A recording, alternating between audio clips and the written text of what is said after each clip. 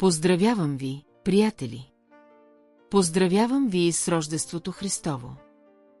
Нека Господ Бог ви благослови, да ви даде радост, любов, надежда и преди всичко мир.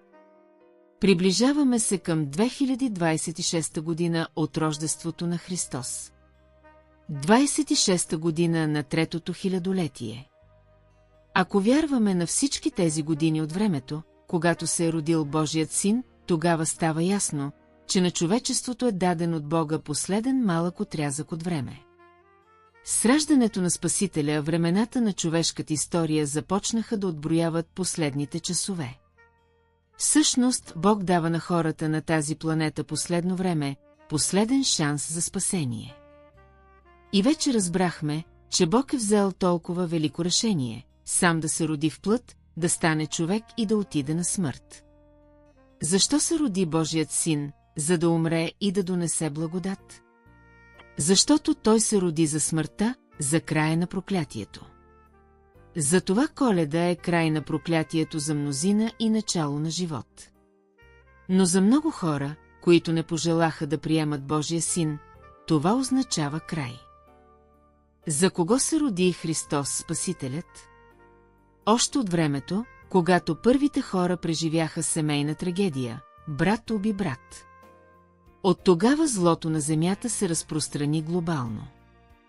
Първият свят преди потопа, след потопа, постоянни убийства, войни, кръвопролития. Бог защитаваше своя народ, но те не му останаха верни до край. Чести отстъпления, предателство към Бога, духовно блудство и отново смърт, убиване на Божиите хора, на пророците заради истината, робство в Египет, гонения и разпръсване по целия свят. И това е историята на Израил. За кого се роди Христос Спасителят? Макар Исус да се роди и да дойде при своя народ, той се роди и за езичниците. По традиция на 8-я ден той беше посветен на Бога чрез обрязване в Божия завет. Свещеникът, който извърши това, Симеон, провъзгласи, че пророчеството се е изпълнило. Месията Спасител е както за Израил, така и за всички народи. Лука 2 глава 3-2 стих. Светлина за просветление на езичниците и слава на твоя народ Израил. И така, пророчеството се изпълни, Бог приготви жертвата. И това вече беше явен факт. Светлината, Божието Слово, роди се Господ Месията. За всички, които не бяха Божи народ, с раждането на Исус Христос се отвори възможност да станат Божи народ. За всички народи съществува шанс за спасение. Още от първите моменти след раждането на нашия Спасител се надигна дяволът, надигна се адът. И те искаха и се опитваха да убият Божието Слово. Но Бог от самото начало пази своето Слово. Словото се роди в плът. Хората казват, Библията е преписвана, променяна и тъна послушайте, как може да се препише Исус? Той е Словото. Тогава трябва да се препишат всички епохи, защото ние живеем от Рождеството на Христос. Картина може да се нарисува. Църковните закони хората си ги пишат и после сменят заповед след заповед. Но Божието Слово живее вечно. И докато живее Божието Слово, живеят и хората. Приятели, с раждането на Исус Христос дойде просветление за слепите. Коледа е разпознаване на Божието Слово и истината. Коледа е благодат за хората. Великата светлина, радостта, надеждата, мирът, любовта на Отца, това е велик дар на свобода.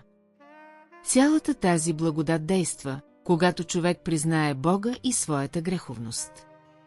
Когато вземем решение да следваме Исус, да не отстъпваме, да се смирим под Божието Слово, Бог ни дава благодат. Исус е благодат.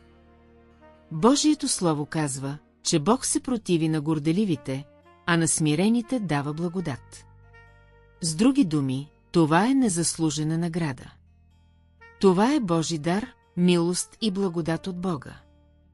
Само смирените хора пред Бога имат тази Божия благодат, т.е. пътя към спасение, към вечния живот, към Божието царство. И цялата пълнота е в Исус Христос. Йоан 6 глава 44 стих. Никой не може да дойде при мене, ако Отец, който ме е пратил, не го привлече, и аз ще го възкреся в последния ден. Ето това е Коледа. Да бъдем смирени, приятели. Да имаме Коледа и Пасха, и Възкресение. Така Коледа не е просто празник, а централното събитие на християнската вяра, което въплъщава Божията благодат, разкрита в света. Слава на Исус Христос! Приятели, поздравявам ви! Благословение и спасение ви желая в новата година. Благословено Рождество Христово на всички! Нека благодатта дойде във всеки дом, във всеки живот и да остане с вас до края. Амин.